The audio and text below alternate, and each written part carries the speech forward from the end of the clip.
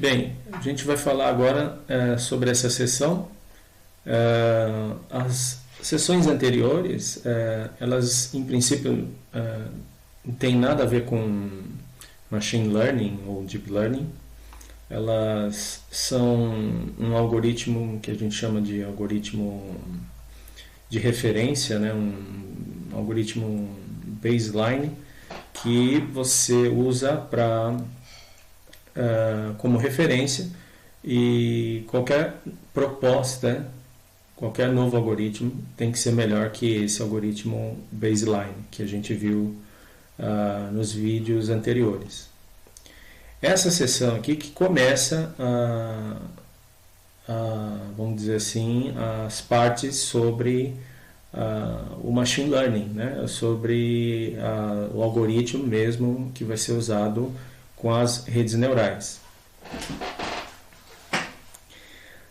A gente vai usar para que a rede aprenda a realizar a tarefa, é necessário usar essa ferramenta aqui matemática, que é o gradiente.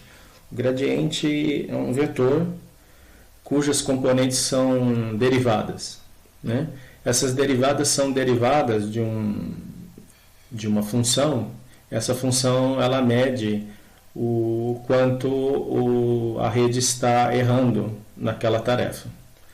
E esse gradiente vai guiando você para achar os parâmetros corretos, os parâmetros cada vez melhores, para que a rede faça a tarefa de uma forma mais eficiente. Tá? Então, esse nome aqui é Stochastic Gradient Descent.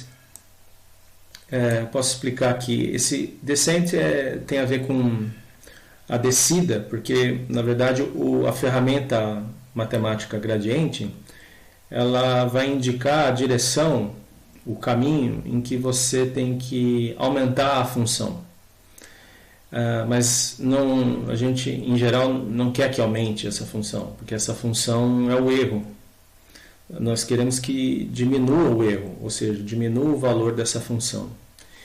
Então, você tem que tomar menos o gradiente. Então, esse descent quer dizer que você está tomando menos o valor do gradiente, porque o gradiente aponta na direção de aumento da função e você quer que diminua. Tá? Então, gradient descent é a técnica para você diminuir o erro. Como que você diminui o erro? Escolhendo uma nova região onde vai ter um ponto, né? Onde os parâmetros do seu algoritmo, que são os pesos e bias, vão produzir um erro menor. Isso vai ficar mais claro à medida que eu for explicando as células aqui, os códigos que tem dentro das células. E esse stochastic, isso aqui tem a ver com aleatoriedade e tem a ver também com os dados de treinamento, né? Na verdade, para você calcular esse gradiente, essa direção de descida do erro, você não usa todos os dados de treinamento, você usa alguns dados. E esses dados, você precisa pegá-los de forma aleatória, né? Pegá-los de forma estocástica.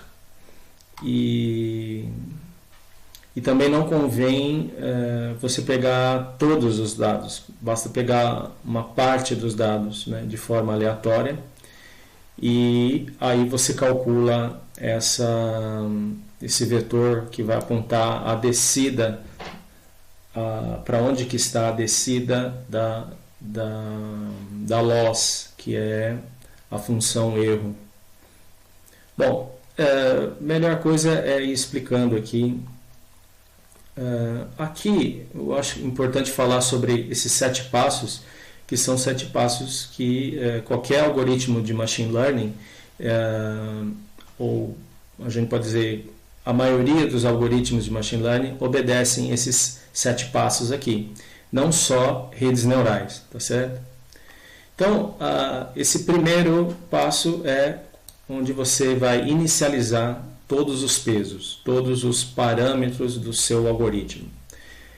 E aqui você pode entender não apenas as redes neurais. Você pode pensar em um outro algoritmo que seja um algoritmo parametrizado, ou seja, que a tarefa dele vai ser definida por parâmetros, né? Como ele vai realizar aquela tarefa é ajustada por parâmetros. No caso da rede neural, você tem os pesos e bias que fazem esse ajuste, que são os parâmetros, né? Mas num outro algoritmo pode ser quaisquer outros números, tá certo? Então você tem que inicializar esses parâmetros, né? Aqui ele está falando pesos, né? Também é muito comum chamar os parâmetros de um algoritmo de pesos, tá? Isso é uma coisa comum. Mas lembre-se que há uma distinção, né? Em redes neurais você tem os pesos e você tem o bias, né? Tem significados diferentes. Mas tudo isso, pesos e bias, são parâmetros do algoritmo. Então você inicializa, a primeira coisa é inicializar. Em geral, a inicialização ela é feita você sorteando números para cada um dos parâmetros. Então você vai sortear números para cada um dos pesos e cada um dos bias que tem lá na sua rede neural. Ou em outro algoritmo. Você vai sortear os parâmetros dos algoritmos. Os parâmetros são simplesmente números reais que você vai sortear. Então essa é a primeira coisa. Aí, na sequência, ele fala aqui que ele está especificando para o problema de imagens, mas aqui você pode substituir aqui for each image, você pode pensar nos dados, né?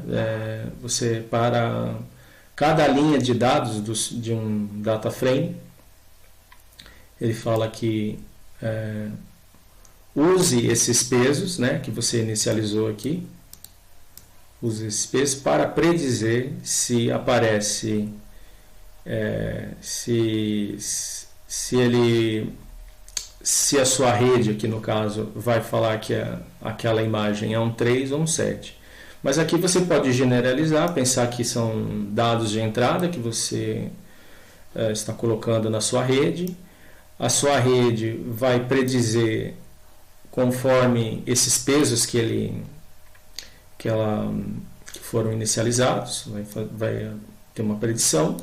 Essa predição, no começo, ela não vai ser boa, né? Ela, em princípio, a tendência é que não seja boa, e ela vai predizer alguma coisa, ela vai predizer lá, no caso aqui, se vai ser um número 3 ou um número 7, né? A partir da imagem que recebeu. Então essa é a fase de predição do algoritmo. Aí depois disso vem o terceiro passo.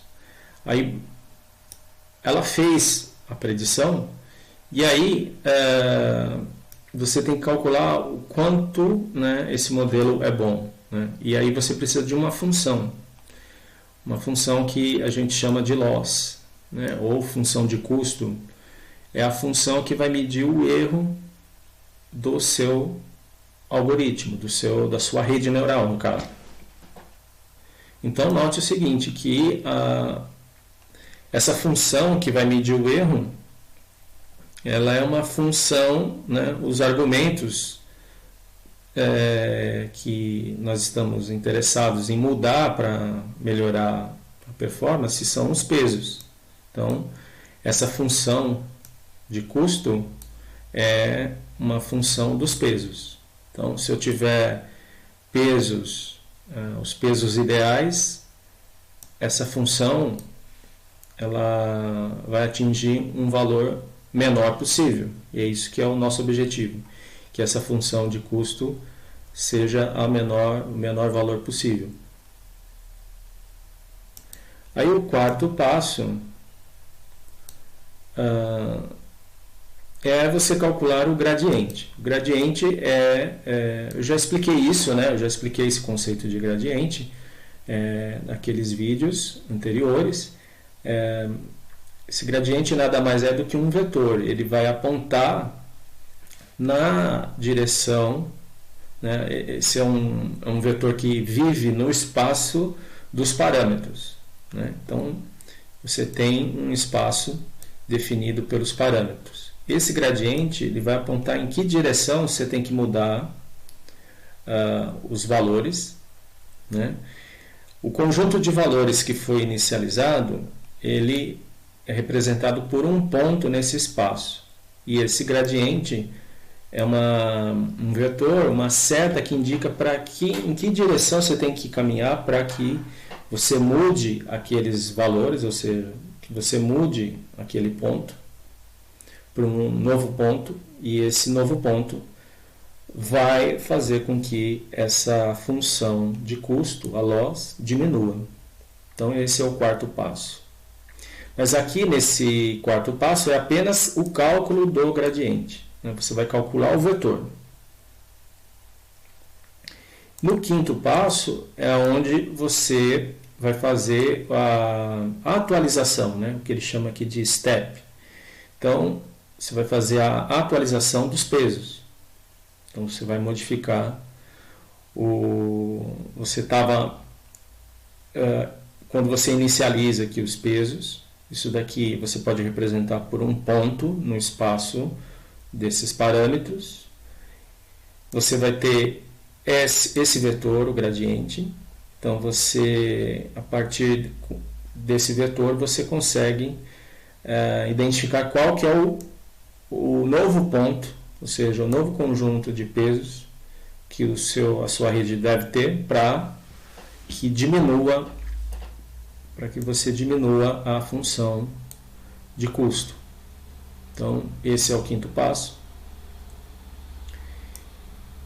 Aí, no sexto passo, ele fala para você voltar de novo no passo 2, ou seja, você, a partir do momento que você tem um novo conjunto de valores de pesos, né, você volta nesse passo 2 para repetir todo o processo, porque você tem que repetir.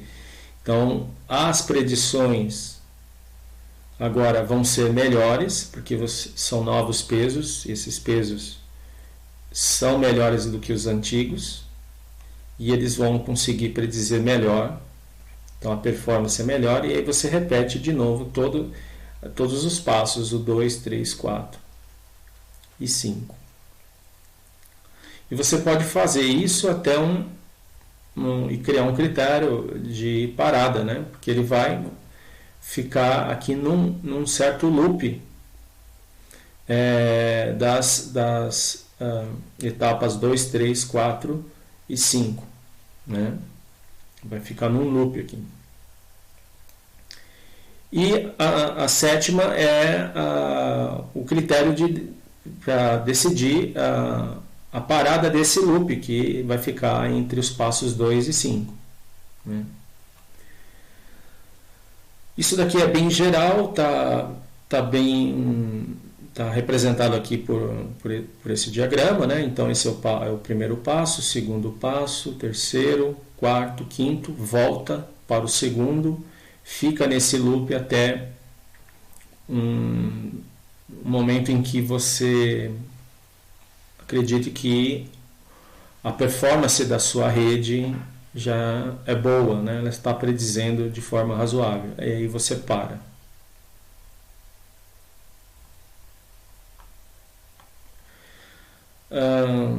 Então, esse capítulo, essa seção, ela vai falar especificamente daqui, desse passo aqui, do gradiente, de como calcular o gradiente, né, de como calcular essa seta que vai indicar a direção em que você tem que mudar os valores de pesos e baias da sua rede neural. E aqui ele definiu uma função que ele está fingindo que é a função de custo, né? Isso ele está fazendo aqui só para mostrar os métodos que existem no PyTorch, os métodos que existem no PyTorch para calcular o gradiente, para calcular as derivadas, a derivada da loss em relação a cada um dos pesos. Tá? Então, para isso ele está definindo aqui uma função. Essa função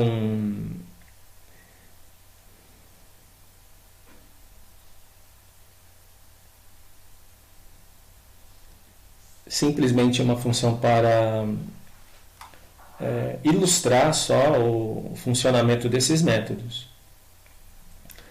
A função de custo, em princípio você não vai ter chance de entender dessa forma fácil, porque aqui essa função você já sabe onde está o mínimo dela, né? A função de custo de uma rede neural você não sabe onde está o mínimo, e é exatamente por isso que você tem essa técnica, que é uma técnica de otimização, que a gente fala, né? Otimização quer dizer, você tem uma função de muitas variáveis, que é uma função de custo, né? A função de custo. As variáveis são os pesos, você quer minimizar essa função. Então, isso é um processo de otimização. Esse processo de otimização é feito por esse algoritmo que chama Gradient Descent.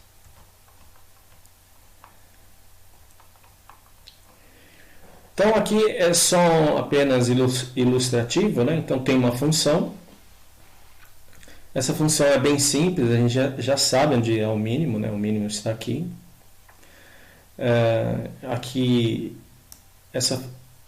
esse recurso aqui, plot underline function, já vem quando você baixou aqui o Fast AI, ela tem esse recurso aqui, eles fizeram essa função para você ver o gráfico, como que é o gráfico da função, né? Essa é uma função só de uma única variável, né? Então a grande diferença é que numa rede neural a função que nós estamos querendo, que é a função de custo, né? Entender essa função, ela não é uma função de uma única variável, é de muitas variáveis, né? A quantidade de variáveis são a quantidade de pesos e baias da rede.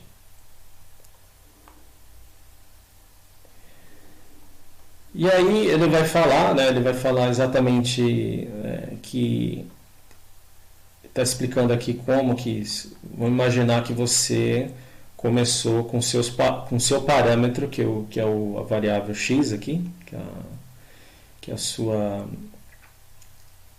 o argumento da função, né, da f de x que ele definiu aqui. Digamos que você comece aqui, você sorteou um valor para ela, que seria o primeiro passo, e você está aqui. Então, você tem que calcular a derivada, dessa função que está fazendo o papel da função de custo, para saber para onde que você tem que ir, para onde que você tem que caminhar para achar o mínimo. Lógico, aqui é evidente que o mínimo está aqui, né?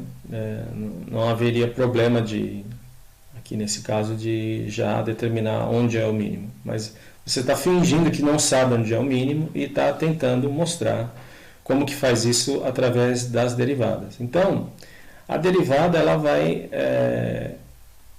te dar a inclinação da função nesse ponto. Então a inclinação é mais ou menos essa daqui.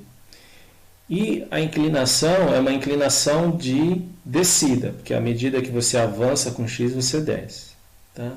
Por exemplo, se ele tivesse sorteado aqui, a inclinação aqui é de subida. Né? À medida que você avança com x, você sobe com o valor da função. Então, nesse caso aqui, como nós queremos sempre descer, ou seja, achar o mínimo, então nesse caso aqui nós avançamos, né? A derivada ela é um valor negativo, porque descida, quando você tem uma descida, a derivada apresenta um valor negativo. Então, em descida, você sempre avança com um x.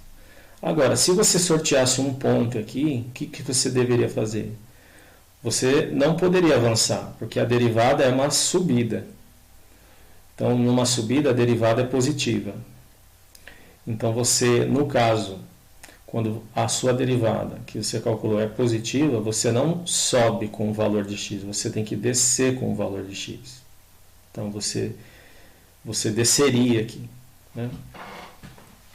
Isso é óbvio, né? Tudo isso que eu estou falando é óbvio, porque você já sabe o formato da função e sabe onde é o mínimo, mas imagine que você não soubesse onde é o mínimo. Né? Então, a única informação que você ia ter é esse ponto que você sorteou, que é o ponto inicialização do peso, você está aqui, e aí você tem que decidir, eu tenho que avançar com esse valor, né, avançar com esse valor, ou seja, ir para lá, né, eu sorteei menos 1, como está aqui, ó, ele sorteou menos 1,5, está aqui, então deu esse valor de erro. O que eu devo fazer? Eu devo subir com esse valor de x ou descer com esse valor? Então, no caso aqui, a única coisa que você pode fazer, se você não tem acesso à informação da função, e é exatamente isso que acontece, né, quando você está trabalhando com uma rede neural, você não tem acesso a toda a função. Se você tivesse acesso a toda a função, você já saberia onde é o mínimo e acabou a conversa. Mas aqui não. Aqui você tem que fingir que você não sabe que a função, onde é o mínimo da função. A única coisa que você tem é o valor que você sorteou, que é menos 1,5, e você também tem acesso ao valor da função. A função naquele ponto, menos 1,5, é esse valor aqui, essa altura. O que eu devo fazer? Eu devo ir para trás com esse valor de x ou ir para frente? E aqui, como a derivada é uma descida, você tem que ir para frente. Né? E é sempre, a decisão é sempre oposta ao sinal da derivada. Né? Se a derivada é negativa, que é o caso aqui, que é uma descida, você vai para frente. Se fosse um ponto para cá, a derivada seria positiva, porque é uma inclinação que é uma subida, então ela seria positiva. E o que você tem que fazer com o valor do peso, né? Você teria que descer com esse valor do peso, que é o peso seria o x. Então ele vai falar, basicamente é isso, né? Ele vai contar essa história toda aqui. Tá?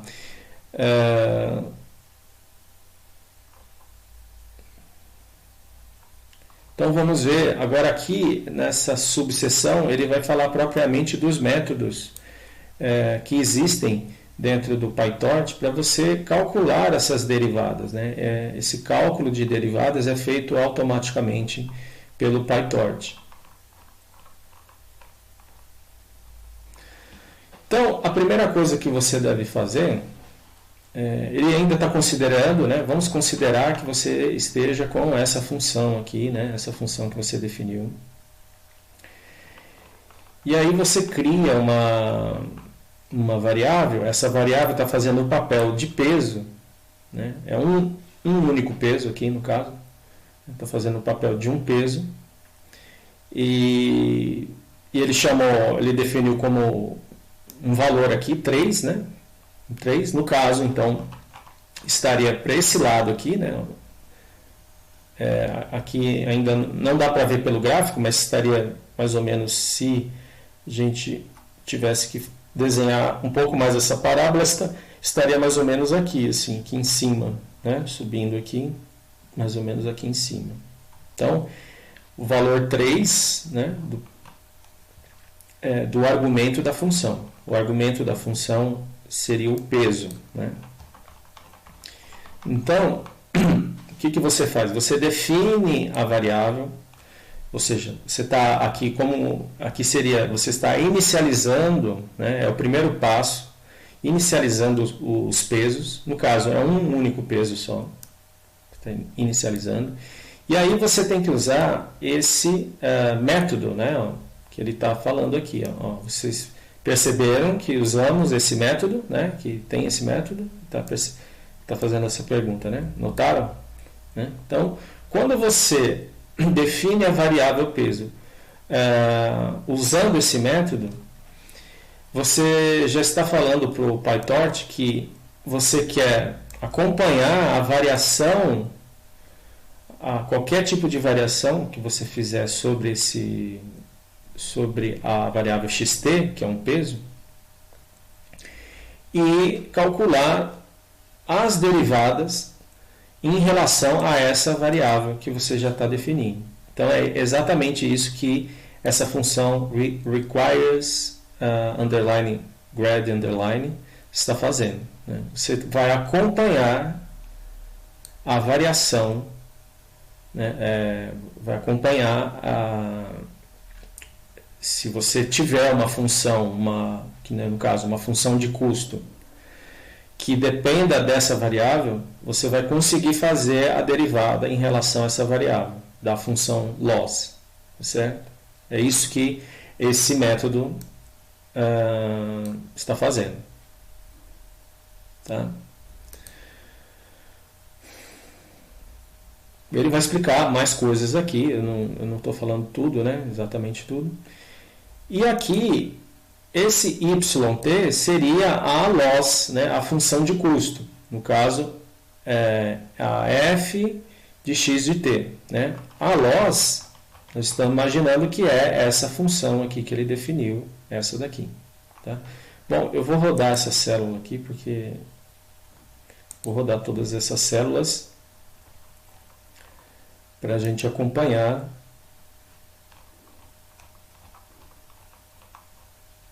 Então vamos rodar aqui, ó. Então definimos o suposto peso, né? Isso aqui não é ainda um problema de redes neurais. Aqui é só para mostrar como que é o funcionamento do cálculo das derivadas, dos gradientes, né?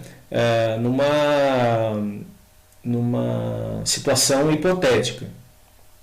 Então aqui eu defini o peso para acompanhar toda a dependência desse peso, né? Como que esse peso influencia na loss, né? Ou seja, o gradiente da loss em relação ao peso, eu preciso, para que eu acompanhe isso, eu preciso colocar esse método na definição dessa variável.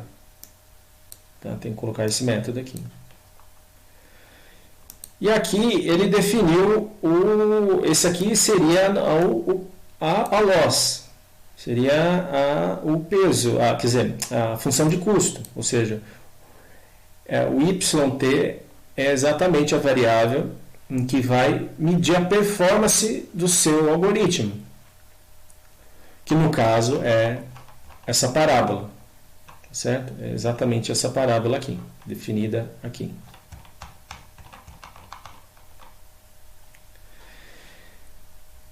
E aqui ele simplesmente está pedindo para colocar o peso, colocar o valor da loss, né? No caso, lembre que xt vale 3, né? Aqui vale 3. Então yt vale 9, né? Porque a função é x ao quadrado, a função, né, que foi definida. Então 3 ao quadrado dá 9.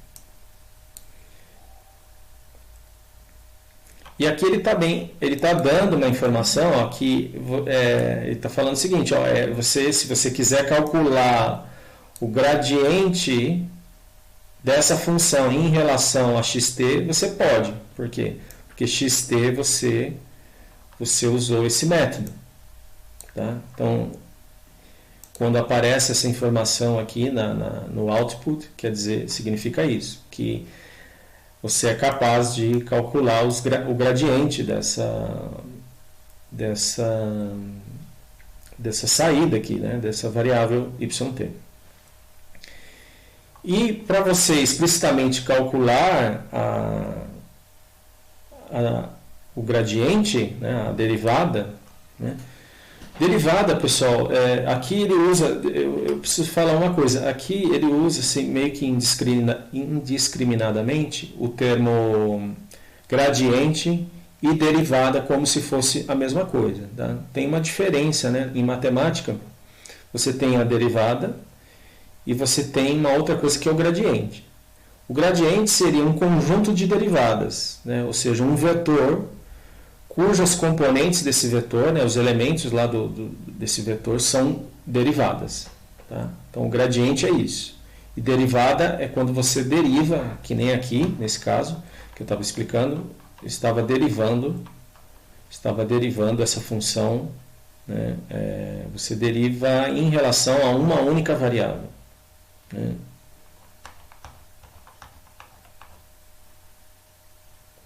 A derivada seria a inclinação, né? Então, assim, recapitulando, a derivada o conceito de derivada você tem a função, você tem um ponto qualquer da sua função, e você quer saber como que é a inclinação ali no entorno daquele ponto. A inclinação aqui é uma descida, eu estou vendo que é uma descida, e descida tem valores, essa derivada é um número, e esse número vai ter que ser negativo, porque é uma descida. Bom, voltando aqui, então, com esse método, ele deu um erro aqui porque y de t não foi definida. Então, eu esqueci de rodar essa célula aqui. Rodei. Agora vamos rodar essa. Ok, ele rodou. Então, aqui ele vai falar, né, que esse método backward refere-se a backpropagation. Backpropagation é o nome do processo de calcular as derivadas. Backpropagation porque você vai trabalhar, para você calcular essas derivadas, você não faz, esse cálculo é feito de forma de trás para frente. Então, você tem que imaginar uma rede tem várias camadas, ele começa a calcular primeiro as derivadas de trás para frente, ou seja, as derivadas dos pesos que estão lá na frente da rede, e vai calculando os pesos que estão lá do fim para o começo. Tá? Note que você vai ter que calcular as derivadas da função erro com relação a cada um dos pesos, e tem vários pesos na sua rede. Então, os pesos mais próximos do fim são calculados primeiro, e os pesos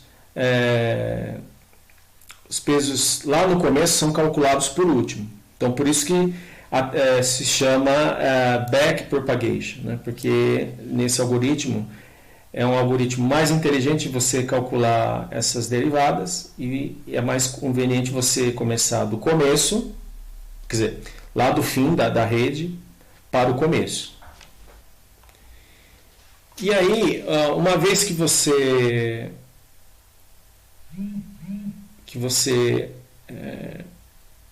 utilizou esse método, né, sobre a função erro, então todas as derivadas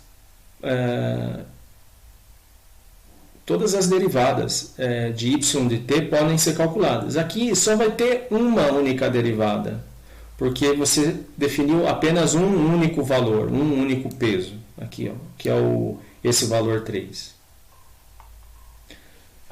Então, pessoal, aqui eu fiquei na dúvida, né? Mas porque aqui está um pouco estranho com quem está acostumado com matemática, né? Como é o meu caso.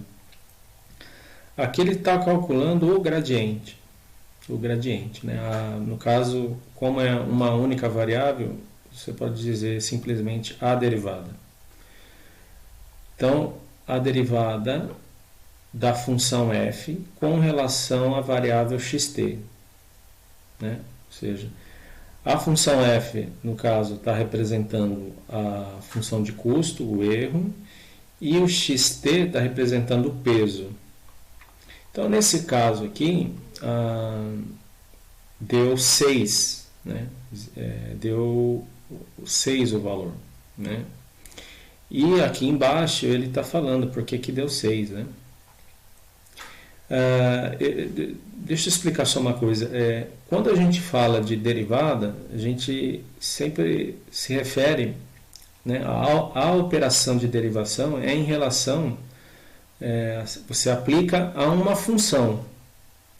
Tá? Aqui no caso, o resultado, né, que é a derivada, que deu 6, ele usou a variável, não usou a função. Né? Você então, nesse caso aqui, você usa a função, quer dizer, a variável, né, o argumento da função, que você utiliza para o cálculo da derivada.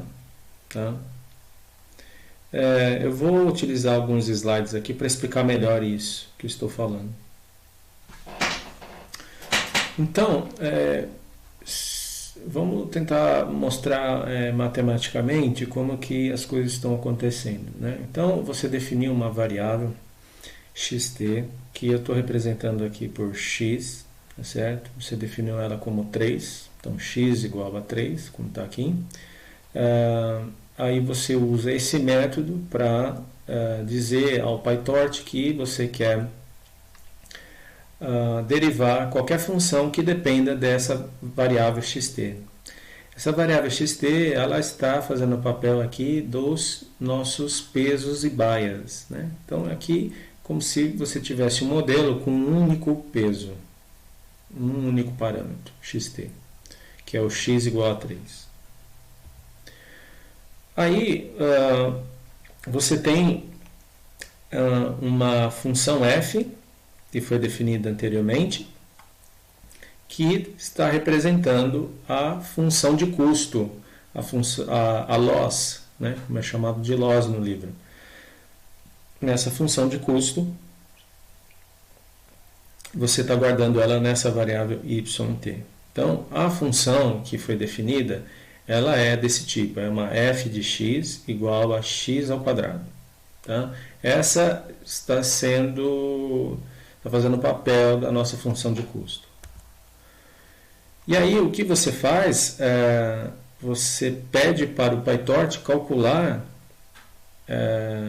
as derivadas dessa função, né, que está guardada nessa variável yt. Então você usa esse método, que é o método backward.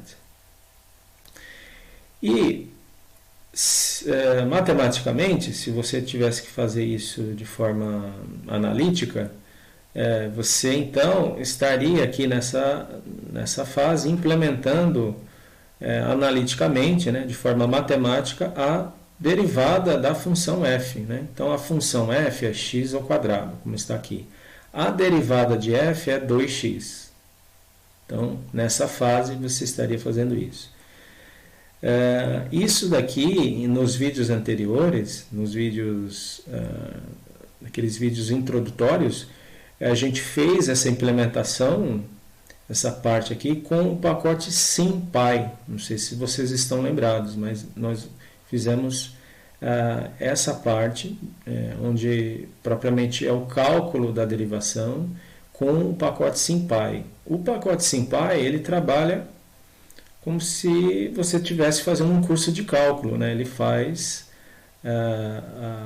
as contas, né? As derivadas de forma analítica, de forma simbólica, né? Então você acha expressões simbólicas para as derivadas. Aqui no PyTorch não é desse jeito que ele vai fazer, não é dessa forma, tá? E aí, finalmente, ele vai calcular a derivada de f em relação a x. Em que ponto? No ponto x igual a 3. Né? Nesse ponto onde o xt foi definido. Xt foi definido igual a 3. Então, ele vai calcular essa derivada. A derivada já foi calculada aqui. Estou falando da parte matemática. Então, essa derivada em x igual a 3 é simplesmente substituir aqui no lugar de x, 3. Então, vai ficar 2 vezes 3, que vai dar 6. Que é exatamente a saída desse código, dessa linha de código aqui. Tá? Então, xt.grad vai calcular a derivada de f em relação a x, em relação à variável xt, no ponto em que você definiu o valor, que é 3, né? No ponto 3. Então, ela dá 6, essa derivada, nesse ponto. Tá?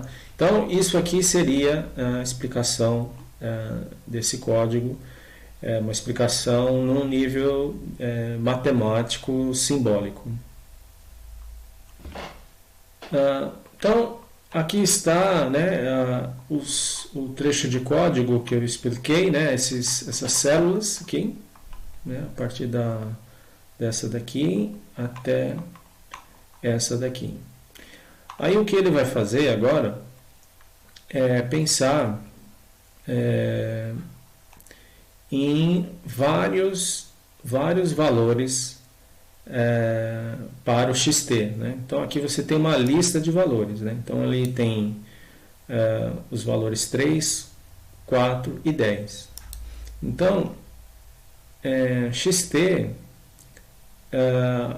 está representando aqui um modelo de machine learning com 3 parâmetros, com 3 pesos. Né?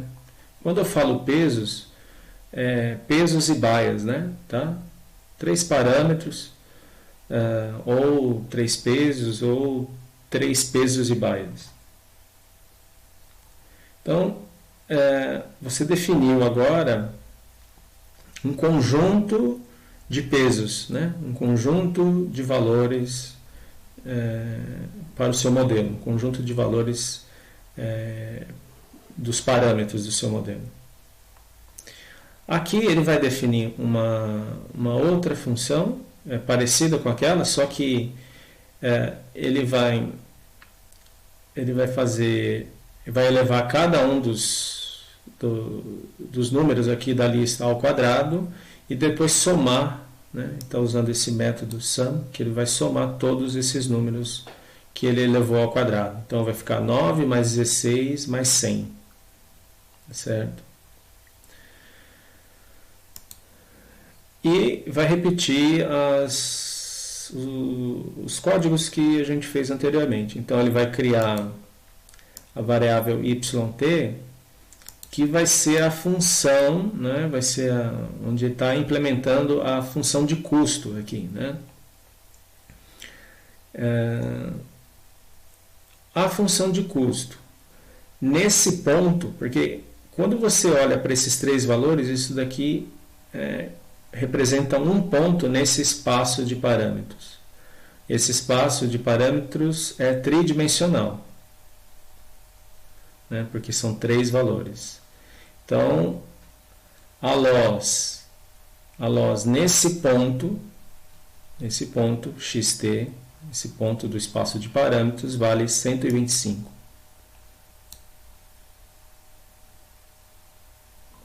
Lembrando que aqui, né, ele usou esse método para que eu possa fazer derivadas das funções, quer dizer, para que eu possa realizar a derivada de uma função, no caso a função de custo, em relação à variável xt. Tá? Então eu preciso usar esse método, senão não vai funcionar. Aqui ele está realizando as derivadas, aqui propriamente, né, fazendo o cálculo, e aqui ele vai dar a saída de cada uma das derivadas, né, das derivadas. Então a primeira derivada, a derivada em relação a esse peso, ao peso que tem valor 3, deu 6. Ao peso que a gente definiu como 4, a derivada é 8. E a derivada do peso 10 é 20. Esse conjunto de derivadas, né, para cada parâmetro eu tenho uma derivada. Esse conjunto de derivadas, né, armazenado aqui numa array, isso é o gradiente, né? Isso já está mais em conformidade com a linguagem que a gente usa em matemática, né? Que o gradiente, na verdade, é um vetor, como está aqui, né? Um vetor de derivadas. Então, aqui são os valores das derivadas, todas elas positivas, ou seja, isso que indica que na direção de cada um dos parâmetros, daqueles parâmetros, todos estão subindo o valor. Então, se você andar sobre esses parâmetros, avançar os valores, você vai estar aumentando o valor da loss. E na verdade você quer fazer o quê? Abaixar o valor da loss. Então você tem que andar ao contrário nas três direções aqui. Tá? Então nas três direções. Ó. Na direção desse primeiro parâmetro, você tem que ir para frente ou para trás? Você tem que ir para trás, porque é uma subida, está falando que é uma subida, porque está 6. 6 é um valor positivo, está indicando uma subida. Então aqui, se você andar nessa direção desse parâmetro, você sobe, se você avançar. Então tem que ser um valor menor que 3, para eu diminuir a minha função de custo, que é a f. E a mesma coisa para a direção desse parâmetro e nesse também. Tá? Bem, aqui na sequência ele vai falar daquela fase da atualização dos pesos, né? Então, aqui ele mostrou as ferramentas para você calcular o gradiente. E agora falta o próximo passo, que é você atualizar os pesos com o gradiente, né? Lembrando que a ideia do gradiente é mostrar uma direção para onde eu tenho que mudar os valores dos meus pesos, né? Ou seja, aqui nesse caso os meus pesos constituem um ponto no espaço tridimensional, né? Esse ponto aqui, 3, 4 e 10. O gradiente, que é um vetor, esse vetor aqui, ele está apontando na direção de crescimento da função, né, de crescimento máximo da função. E o que você quer fazer é crescer, não é crescer, é diminuir essa função, né, porque essa função indica o quanto a rede está errando. Então você quer diminuir. Então você tem que caminhar na direção oposta. Então, aqui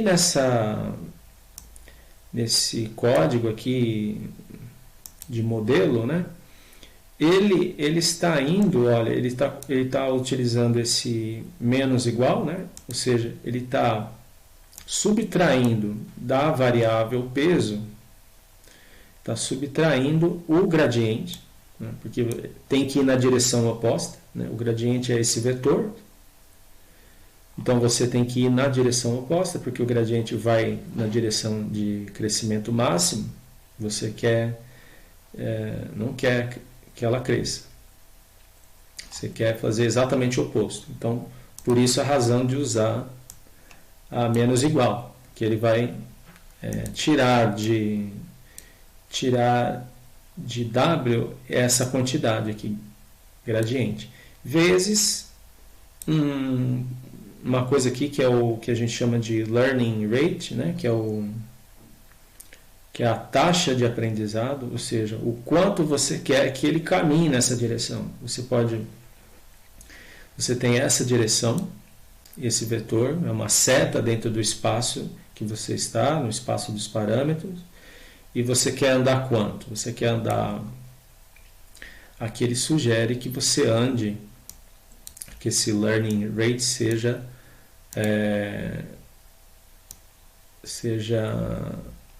1 milésimo ou entre 1 milésimo e 1 décimo, né? Depois ele vai falar mais a respeito desse learning rate, né? Mas a ideia é essa aqui, né? Isso é uma coisa muito parecida com o que a gente viu naquelas aulas introdutórias.